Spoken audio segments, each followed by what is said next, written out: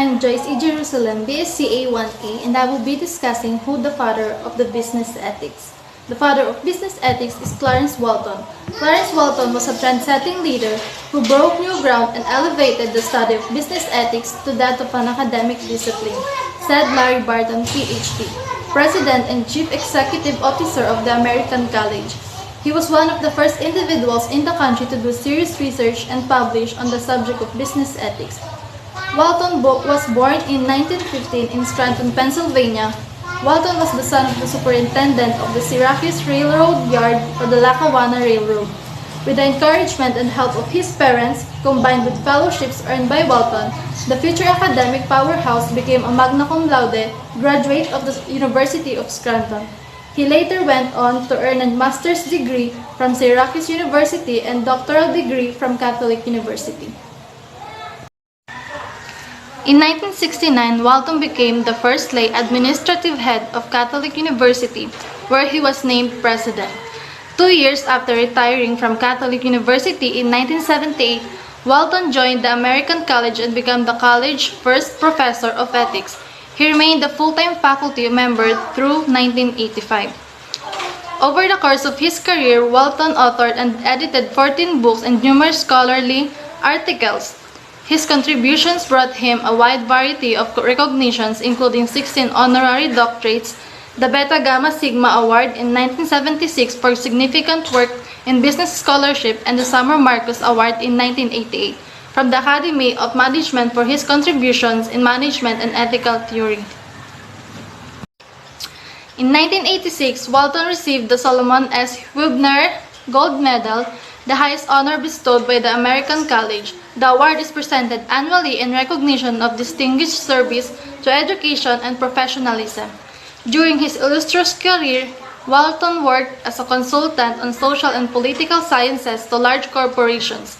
He was responsible for making business ethics an integral part of executive training courses at General Electric, IBM, U.S. Steel Prudential, Alcoa, USX, and other major corporations.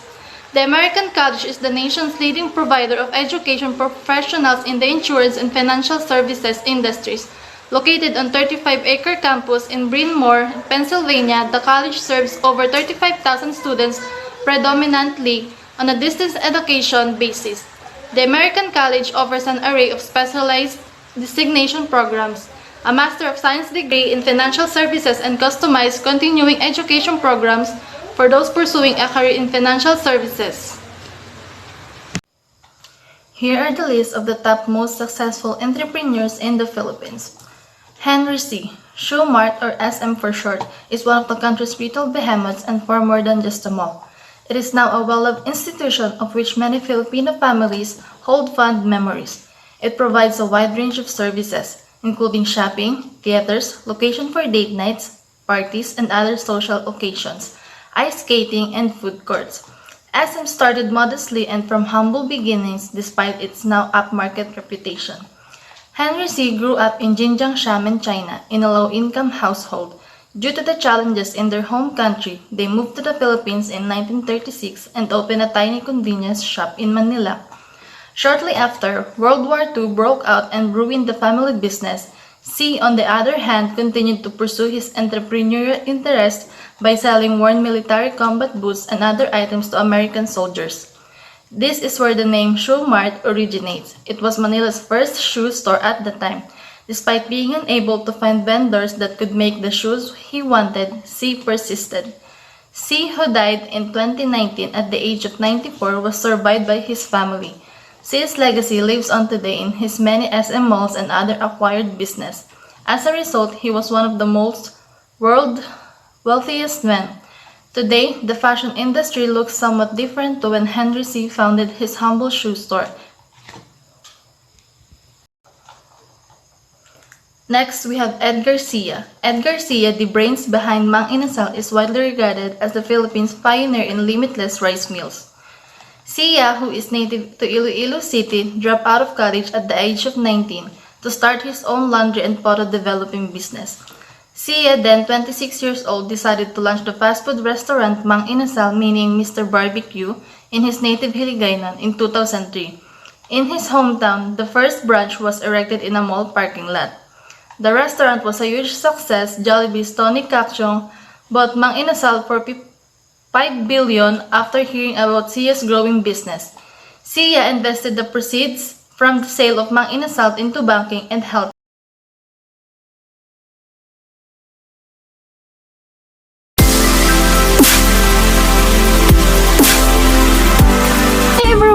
Yasmin A. Ibalobo from Kuliat Masinloc, Zambales, student of Northern Zambales College Incorporated, taking now course of BSCA or Bachelor of Science in Coastal Administration. So today, videos, I'm going to discuss about why study business ethics. So let's start. So why study business ethics? Studying business ethics will help you to weigh the potential consequences of your business decision. It will teach you to make moral detection and avoid common policies that people obtain put into make decision. Katulad na lamang na nabanggit natin sa misconduct o maling pag-uugali, isa sa alalahanin ng mga negosyo ngayon. Ang Ethics Research Center ay nagsasagawa ng National Business Ethics of Survey o NBES na humigit kumulang na 3,000 na empleyado ng US ay nalaman ng NBES o National Business Ethics Survey ay na 45% empleyado nila ang nag-report na nagmamasid ng kahit isa ng uri ng maling pag-uugali at 65% na nag-report ng maling pag-uugali sa pamamahala. 7. Largely is response to the financial crisis, business and activities have come under greater scrutiny by many different consequences including consumer, employees, investor, government, regulators, and special interest group. Halimbawa, mahigit sinuri ng mga kontrol ng JP Morgan Chase upang imbestigahan kung may mga kahinaan ba ang sistema mo sa pamamahintulot sa kumpanya na magkaroon ng bilyong-bilyong dolyar.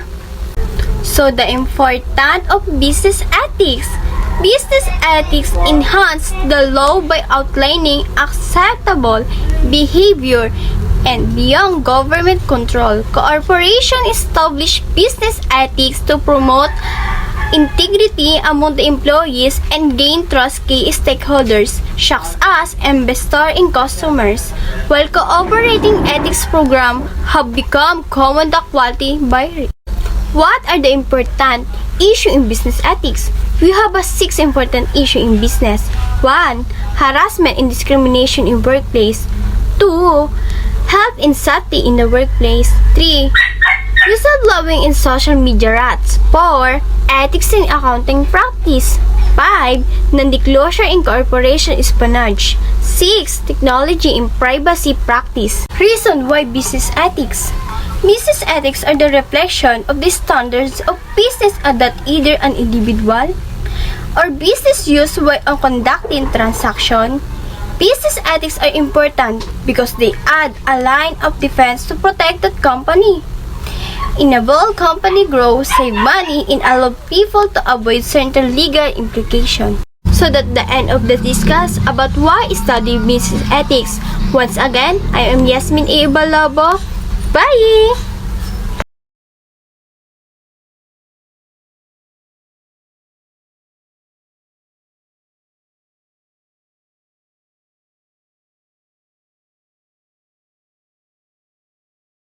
Guys, my name is Angela Pascasio. Welcome to my vlogs. Part is about the development of business ethics. What's business ethics? By definition, business ethics refers to the standards for morally and wrong conduct in the business. Business ethics is a form of applied ethics or professional ethics that examine ethical principles and moral or ethical problems that can arise in a business environment. Example of business ethics: corporate responsibility, personal responsibility, loyal, respect, etc. My topic is about 1960 ethics in business. Ethics in business 1960. The United States induced several agonizing phases of questioning the concept of capitalism.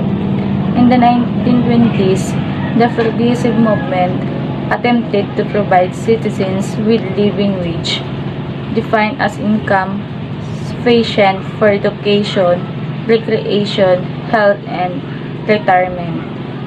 Sabi dito, ang ethics business daw, 1960 ay sinasabi dito ay ang konsepto ng kapitalismo na kung saan tinutukoy nito ang mga negosyo o domain, na kung saan yung mga karapatan ng mga tao o manggagawa ay ibinubuti nila ang kalagayan upang ang mga manggagawa ay maging maayos ang kanilang sahod at maibibigay ito ng tama.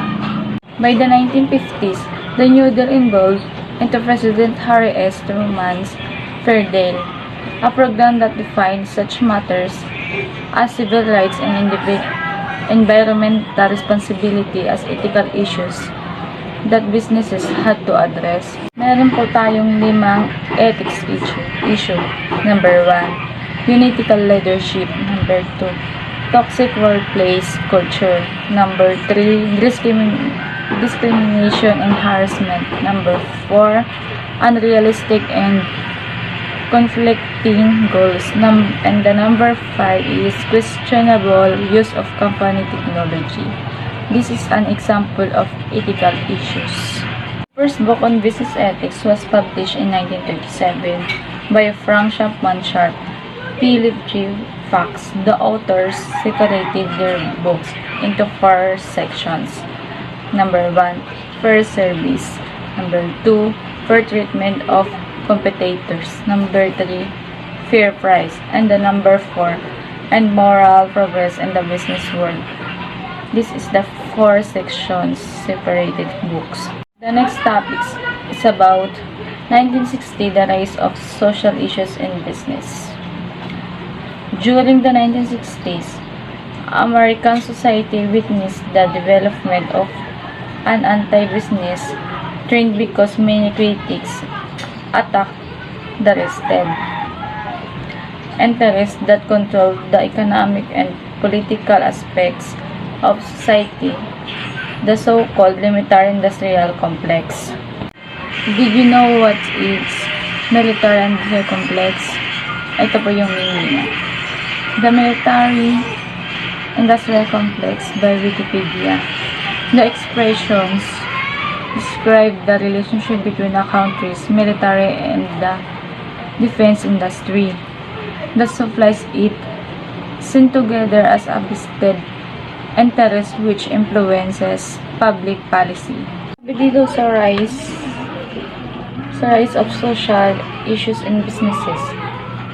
Ito yung mga problema ng mga lipunan at ang paglaki ng mga mamimili, mga pollution at mga pagtatapon ng mga kalat sa iba't ibang lugar. May mga halimbawa ng mga rise of social issues in business. Number 1, financial management. Number 2, customer service. Number 3, monitoring performance technology. Marami pang iba pero hindi ko na siya sinama. Yan po yung mga example ng rise of social issues in businesses. Sabi dito, ang business ethics began ay na-develop noong 1970s at ang corporate social responsibility naman, obligasyon nitong i-maximize ang positibong epekto nito at ang negatibong epekto. Tinitignan din dito kung paano at bakit napapakita ang mga individual na hindi ethical na pag-uugali. Binibigyan din sa halip na ang mga partikular na kasanayan sa negosyo o pag-aaral ng mga pag-uugali ng mga tao at mga proseso ng pag-iisip. The 1980s consolidations. In the 1980s, the Defense Industry Initiative on Business Ethics and Conduct (DII) was developed to guide corporate support for ethical conduct. The term consolidation comes from Latin consolidatus, which means to combine into one body. Whatever the context, to consolidate involves bringing together some large amount of items into a single smaller number. Example na lang ito yung, kunwari, sipit, sipit, sipit, hanger sa hanger. Yun yung to combine into one body. Iisa lang yung pinag-combine niya. Hindi siya halo-halo. Hindi katulad ng mga basura na pwede mong pagsama-samahin yung ginagawa nila na kapag nagwawala sila, pinagsasama-sama na nila yung kalat, yung dumi, yung plastic, yung mga dahon, pinagsasama-sama na. Pero yung mga ibig sabihin nitong consolidate, yung pagsama-samahin.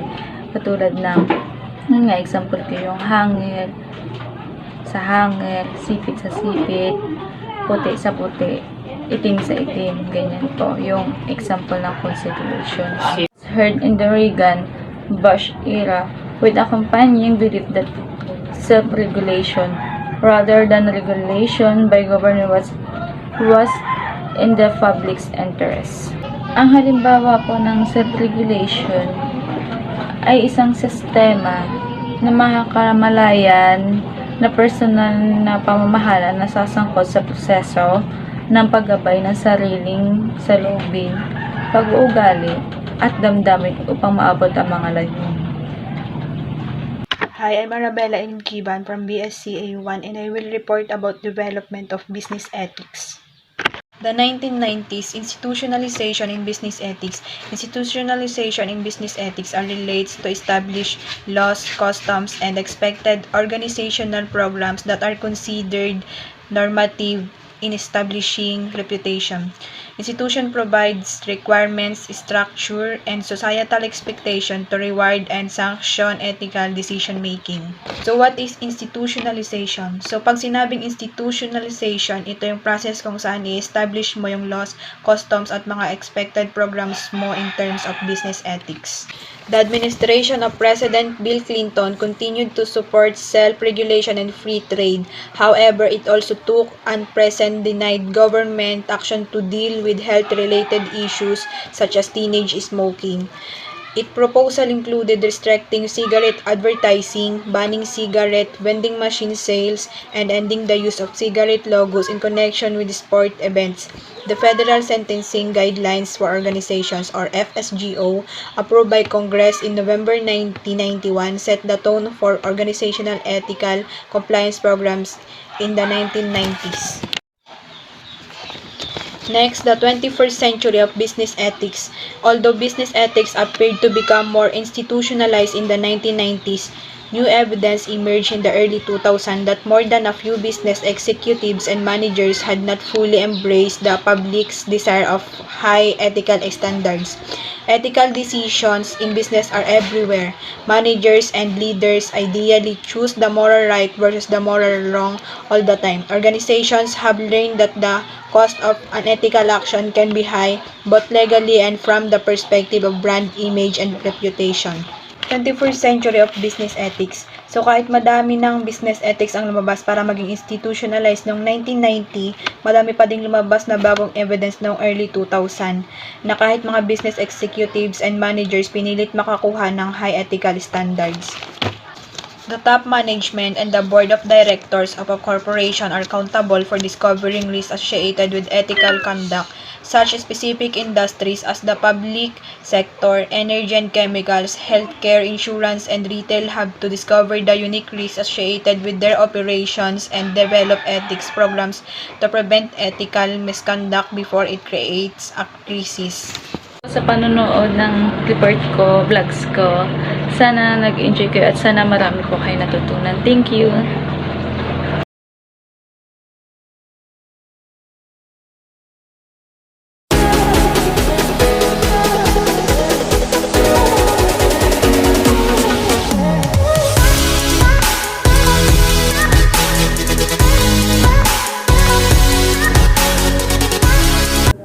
Good day, everyone. So, before we proceed, I am gonna introduce myself, and I am John Mark D. Juan, the reporters for today, and my report is all about the developing an organizational and global ethical culture. Now, pag sinabi natin global ethical culture, ano ito? So, yan yung pag-uusapan natin, no? So, babasahin ko muna yung unang paragraph, kaya makinig kayo. Compliance and ethics initiatives in organization are designed to establish appropriate conduct and core values. The ethical component of a corporate culture relates to the values, beliefs, and establish and enforce patterns of conduct employees to use, identify, and respond to ethical issues. In our book, the term of ethical culture is acceptable behavior as defined by the company and industry, no? Singit ko lang pala dito, pag sinabi nating ethical culture, it also referred to as an ethical culture movement, no? Ethical humanism, and is an ethical educational and religious movement, no? Sa gaya na sinabi ko. Then we proceed. Ethical culture is the component of corporate culture that captures the values and norms an organization define is compared to by industry appropriate conduct, no? So ano nga ba ang goal ng ethical culture? Dito babasahin natin. The goal of an ethical culture is to minimize the need for enforced compliance and rules and maximize the use of principles that contribute to ethical reasoning in difficult or new situations, no? Ethical culture is positively related to workplace confrontation over ethics issues. So, yung tinatawag nating ethical culture ay parang siya yung rules na kumakaharap sa ito babanggitin natin.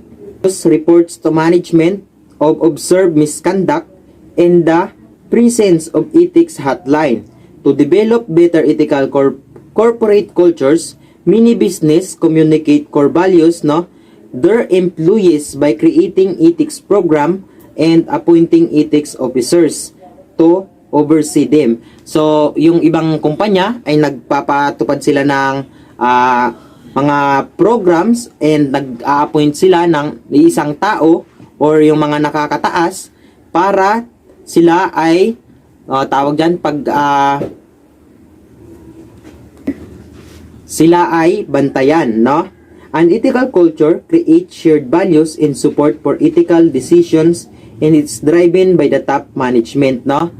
Nakakatulong din ito para magkaroon ng magandang kalalabasan yung ating mga ginagawa sa isang kumpanya at nakakatulong din sa ating mga empleyado, no, na magkaroon sila ng values and support.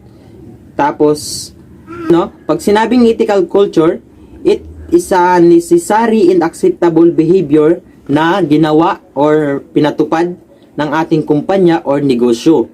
It means business tycoons or large companies ay inaprubahan nila ito, kaya ito tinawag na ethical culture because dahil, no, it has a really good effect on business and organizations. May maganda itong naidudulot sa ating kumpanya. Ethical culture, as it said, is a component of corporate culture which seizures values and norms and the way things really are in organizations and the way things really work, no? While corporate culture can be reflective of a core values of a company, which usually occurs, no, if the company operationalize those values throughout the organizations. At ito, mahalaga ito, no? Dahil yung kagaya ng nasabi ko kanina, it confronts the ethics issues, no? Such as discrimination, yung hindi pagkakapantay-pantay sa kumpanya, no? Unethical leadership, hindi tamang pamumuno, no? Toxic workplace culture, or siguro ito yung mga hindi magandang mga empleyado, hindi sila magkakasundo, no? Nagkakaroon ng toxic workplace, questionable use of company technology, yung hindi tamang paggamit ng mga kagamitan ng isang kumpanya, and so on, marami pa. This could lessen problems on business and improves business also. In order to have it, no, it should be started by the leaders if the companies to educate their employees. Siyempre, para magkaroon nito ang isang kumpanya, magsisimula ito sa isang leader, no, na magpapatupad nito, and through developing ethics programs like ethics of code of conduct, no, pag paggawa nila ng ilang program na makakatulong sa pagdevelop, no, ng ethics, no, ethical culture, no, and anti-bribery and anti-corruption policy. ethics training for the workplace, and many more, no? It is very beneficial, no? Beneficial ito to us, sa atin, for taking this course, lalo na sa ating mga customs, no, administrative, because we are given by the ideas how important ethics on business, on building a business, no? So, yun, no, let's proceed to our next paragraph. Babasahin ko ulit, no? So, makinig kayo. Globally, business are working closely together to establish, no, standards and acceptable behavior. We are already seeing collaborative effort by range of organizations to establish goals and mandate minimum levels of ethical behavior. For the European Union, no, the North American, or yung tinatawag nating NAFTA or North American Free Trade Agreement. Singit ko lang, no? Ang North American Free Trade Agreement ay, nga pala, ito ay nilagdaan ng 3 bansa. O anong mga bansa yon? Ito ang bansang Canada, Mexico, at United States. At ano nga ba ang trabaho nito or purpose nitong NAFTA na tinatawag or North American Free Trade Agreement? Ito ay is to eliminate the tariff and non-tariff barriers of trade and investment between sa 3 bansa na nabanggit ko. Ulitin ko, Canada, Mexico, and United States, no? Then, the Mercosur or MERCOSUR or yung tinatawag nating the Southern Common Market, no? Ulit, ano nga ba ang Mercosur or Southern Common Market o yung purpose nito, no? Ang purpose nito is to promote free trade and fluid movement of goods, people, and currency, no? And WTO or yung tinatawag nating World Trade Government o ano naman tong World Trade Government or di ba? It is dealing with the global rules of trade and its main function o yung main function ng World Trade Government is to ensure that trade flows as smoothly, predictably, and freely as possible. Then, to more recently, the Council on Economic Priorities, Social Accountability 8000 or SA 8000 na tinatawag, the Ethical Trading Initiative in the US Apparel Industry Partnership, no? Some companies refuse to do business with organizations that do not support the abide by these standards. Yung ibang kumpanya, hindi sila pumapayag, no, sa pakikipag-organizations na hindi nila sinusuportahan yung ganitong standards. Many companies demonstrate their commitment toward acceptable conduct by adopting globally recognized principles, emphasizing human rights and social responsibility. For instance, in 2000, the United Nations launched the Global Compact. So dahil dito, no, nag-launch yung tinatawag na UN or United Nations ng Global Compact. Ito ay is a set of 10 principles na concerning sa human rights, no, labor, the environment, and anti-corruptions na nangyayari sa ibang kumpanya. The purpose of the Global Compact, yung purpose nito is to create openness and alignment among business, government, no, society, labor, and United Nations.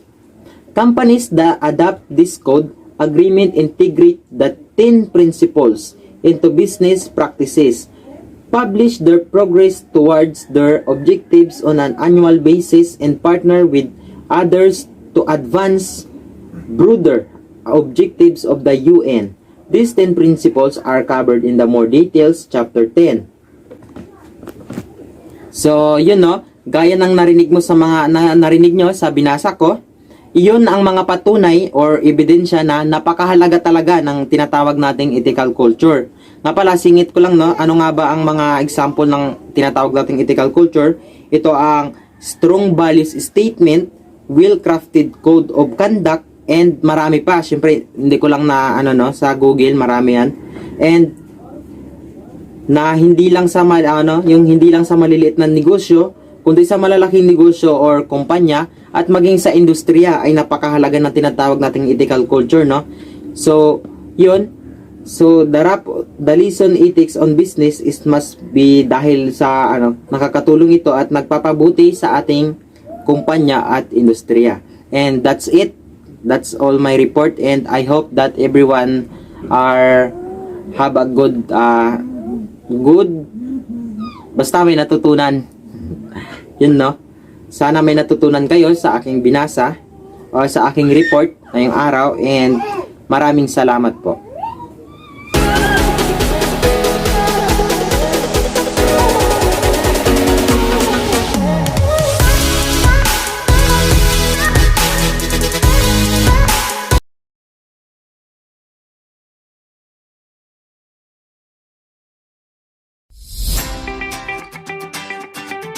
Hi guys! Ako nga pala si John Lloyd de la Torre. Samahan niyo akong aralin ang benepisyo ng business ethics. Unang-una, competitive advantage. Ano nga ba ang competitive advantage? It refers to factors that allows a company to produce goods or service better or more cheaper than its rival. Customer favors those organizations which are known for their ethical practices. Ethical violations reduce the company's market share, reduce their sales and revenues, and ultimately adversely affects their bottom line. Sa madaling salita, nagbababa sila ng presyo at nagtitinda pa ng mas maganda kaysa sa kalaban nila. Gets mo? Pangalawa, better staff, attraction and retention. As an organization ability to prevent employee turnover or the number of people who leave their job in a certain period, either voluntary or involuntary. Ethics compliance organization also develop their brand image in such employer branding help them to attract and retain the best people, which eventually contribute to their sustainable competitive advantage. Hindi mo na naman naintindihan. Sinasabi dito na kailangan kilala mo yung mga tauhan mo at alam mo ang positive at negative nila. Para pag alam mo na ang negative nila, magagawan mo ng paraan ito upang maging productive sila. Ganun yun. Uy, nagets mo na. Pangatlo na tayo.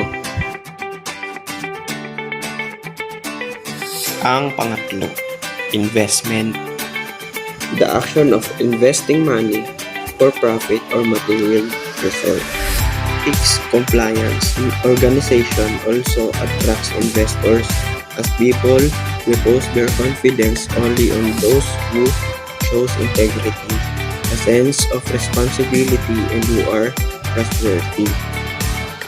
Ang tatandaan mo lang dito ay alam mo kung saan napupunta ang pera mo at nagtitiwala ka sa mga taong dapat pagkatiwalaan.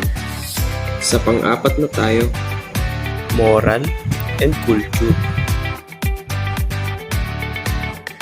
Be defined as a set of shared values, goals, attitudes, and practices that characterize an organization.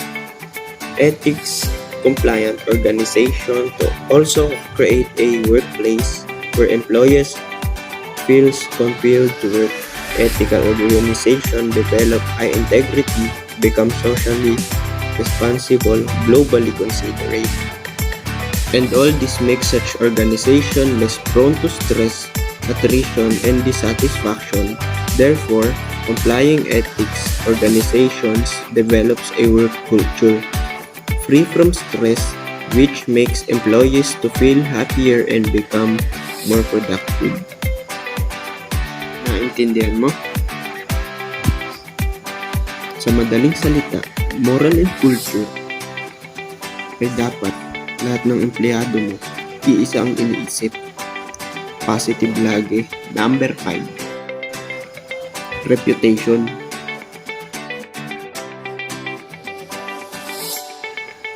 the beliefs or opinion that are generally held about someone or something. Building organizational reputation takes years of effort, and ruining it hardly requires one violation. Ethically responsible organizations are less prone to scandal and disasters, and they become more sensitive to any such practice that may adversely affect the reputation of the organization. Reputasyon ng kumpanya ang pinakadapat iningatan dahil isang violation lang ay babagsak na ito. Susunod, number 6, legal and regulatory reasons. Related to employment, intellectual property, insurance, and other matters. Even though compliance with ethics is still voluntary and organizations comply with this for their long-term business interest, globally ethical issues are likely to come under legal and regulatory norms, making it compulsory for organizations to comply with the same. Daling salita, kailangan lahat ng kilos mo sa iyong business ay legal. Sunod naman, ang number 7, legacy.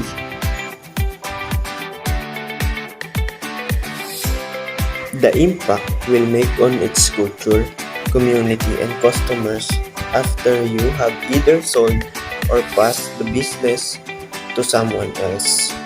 It is the human nature to be good.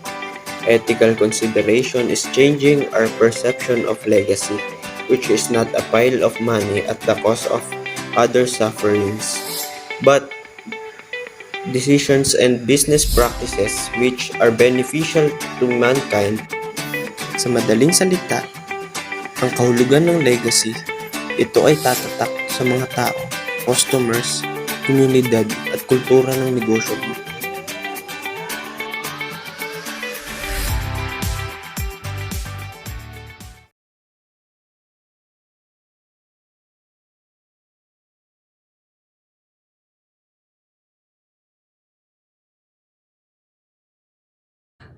Good ethics dictate that a salesperson should always go extra mile for their customer by helping them find what they need.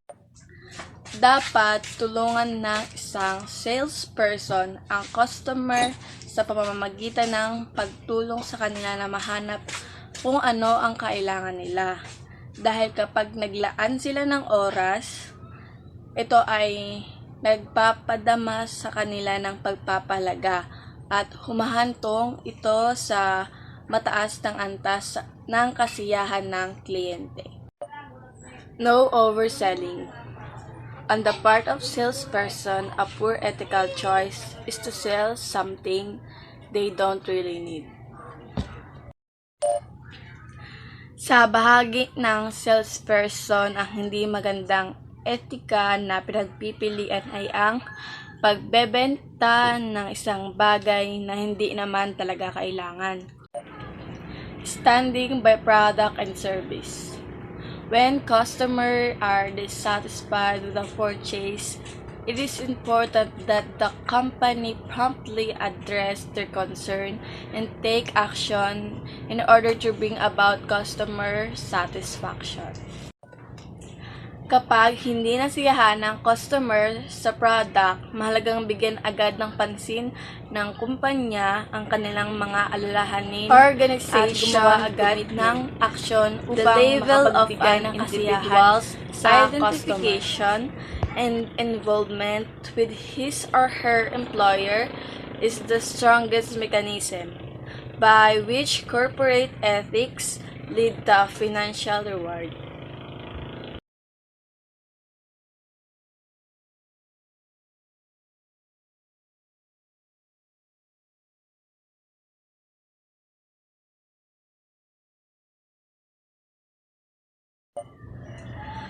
Ang antas ng pagkakakilanlan at pakikilahok ng isang individual sa kanyang employer ay ang pinakamatibay na mekanismo kung saan ang etika ng korporasyon ay humahantong sa mga gantimpala.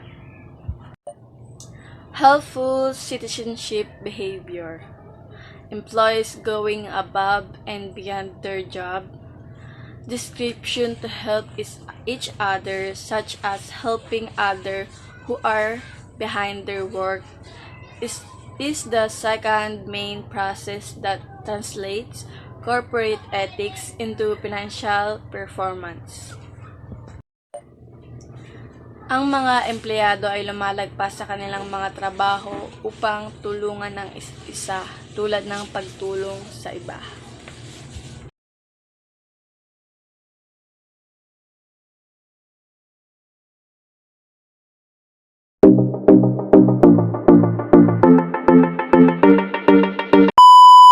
Hello everyone. Good morning, sir. My report is all about introduction and business ethics defined. Introduction. Business ethics is a branch of ethics which prescribe standards of how the business is to be carried out.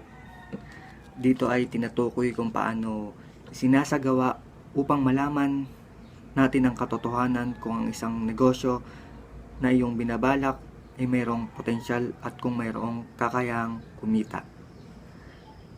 Guidelines to stakeholders. Ang ibig sabihin ng stakeholders ay ito ay isang pangkat o tao na interesado o maaring maapektuhan ng negosyo. The responsibility of the manager and employees, how they apply to environment issues and to a firm's relationship with its customer, employees, and investor. The application of ethical judgment to business activities.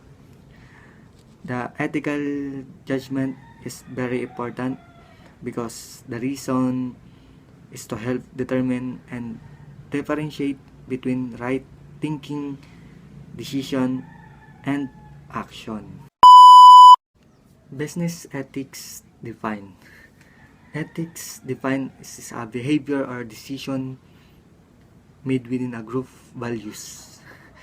Tinutukoy dito yung pag-uugali o desisyon kung paano mo ma-perceive to act ethically by employees can realize positive benefits o kung paano mo ma-improve yung business outcomes. The next is business ethics is the study of how business should act in the face of ethically dilemmas and controversial situation that can include a number of different situations, including how a business governed, how stock are treated, a business rule in social issues, and more. Ang ethics ay napaka-importante dahil ang ethics in my own word, it is as simply lang. Ethics is a system of moral principle. They affect how people make decisions.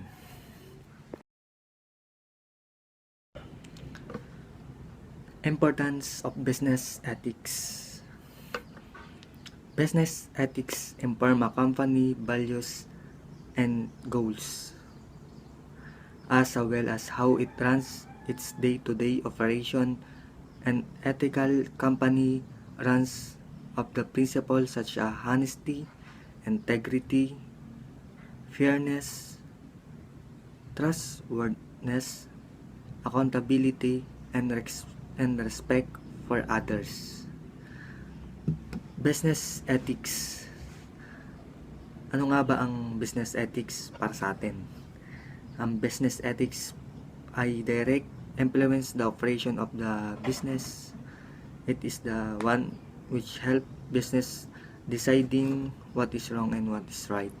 And the next is ethics are important not only in a business but in academic and society as well, because it is a essential part of foundation on which a civilized society of built ethically behavior is what all career people aim to have.